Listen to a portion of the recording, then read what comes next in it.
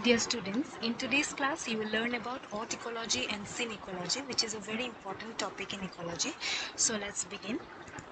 Autecology. The study of interaction between individuals and its environment is known as autecology or the ecology of individuals. So when you study the relationship of one individual organism with its environment, we term the relationship as autecology. In autecology, at a given time, we study the influence of individuals' reactions to its natural environment and requirements together and effects of its interacting environment, where we study the relation of individual species to its environment. So what we mainly study in autecology, we study the influence of the individual's reactions or response to the natural environment, its requirements from the environment, and the effects of such interactions. Okay, so all in all we can say that it is the relation of individual species to its environment. We study this type of relation in autecology. Individual species contribute as the unit of autecology study. So what is the unit of autecological study? Individual species. Okay, unlike population. So when we study relationship of one individual organism to the environment, we call autecology.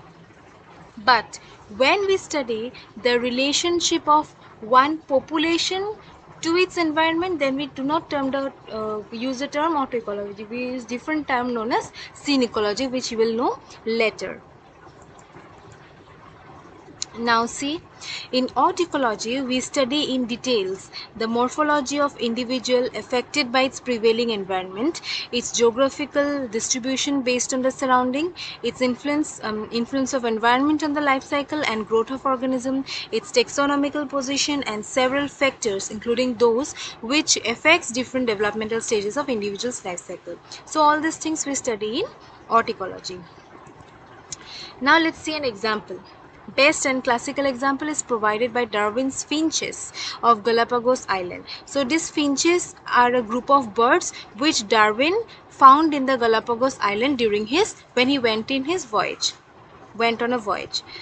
He finally observed that the birds habituating that island, called finches, differ in the shape and size of their beaks, and it clearly indicated that different finches habituating different area and feeding on different vegetations evolved to survive and develop beaks of different size and shape.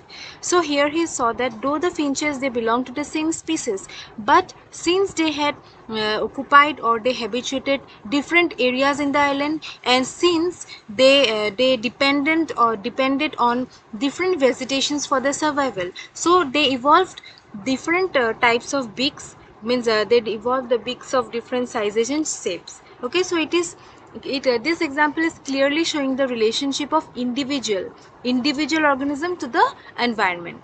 Okay.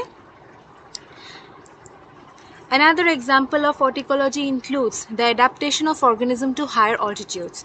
At higher altitudes, due to higher pressure, there is less availability of oxygen to the body tissues, so the individual adapt to it by developing higher number of RBCs, which can effectively and with high affinity bind to the oxygen molecules through hemoglobin, while the individual living in plain areas are susceptible to these sudden changes in oxygen levels and pressure and can be attacked by hypoxia condition. Now you see another example where there is a comparison made between two individual organisms. One is living at a higher altitude and the other is living in a plain area. So what happens in higher altitude? There is high pressure and less availability of oxygen to the body tissues. So in that case, the individual itself adapts to it and it starts developing higher number of RBCs, red blood corpuscles, which can effectively and with high affinity bind to oxygen molecules through hemoglobin for the supply of abundant oxygen molecules to the tissues. But when we compare this thing in an individual living in plain area, okay, when the individual living in plain area is made available to such sudden changes in oxygen levels and pressure, that means low level in oxygen or high pressure is made to face suddenly, then what will happen? The individual will be susceptible to hypoxia condition. So this example also clearly shows the autecological approach. Now let's see the other important term known as Synecology. In 1896, Scrochter and Kirchner coined the term Synecology. So this is important point. Now see, organisms of different species living in a group can affect each other's life in any possible way under their natural conditions. Very important point. Organisms of different species living in a group.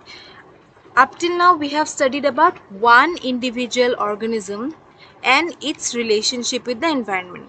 Now, here in Synecology, we will study a group of organisms, a group of different species. And when there are different species living in one group, each species will affect each other's life, okay, under the natural conditions.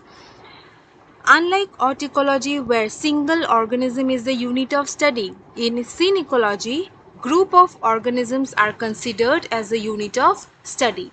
So, it is made clear that in Synecology, what is the unit of study? It is a group of organisms. Synecology can be divided into population, community, biome and ecosystem ecology. So, in the Autecology, there was what? One individual organism, but Synecology is of higher level of organization to the individual. That means it will be of population, community, biome and ecosystem ecology. Example of Synecology. An example of Synecology. So what is Synecology? We have in the previous point, one important point we have discussed that different species, when they live together, they will affect each other's life. So that will be clearly visible in this example. An example of Synecology is side effects of acid rain to a pond ecosystem. Now in a pond ecosystem, if there is a rich diversity of flora and fauna, mainly the fish diversity. Okay. Now what will happen when, due to acid rain, there will be an unfavorable environment created in the pond ecosystem, okay, due to various chemical reactions, and it will affect each and every individual, each and every species present in the pond ecosystem. The pond ecosystem will be disturbed all in all. So this is an example of Synecology. Okay, students, this is a very important and very clear example to understand both the terms, Autecology and Synecology. I hope you have well understood this. So with this, we end today's class, and in the next class we will come up with a new topic. Thank you.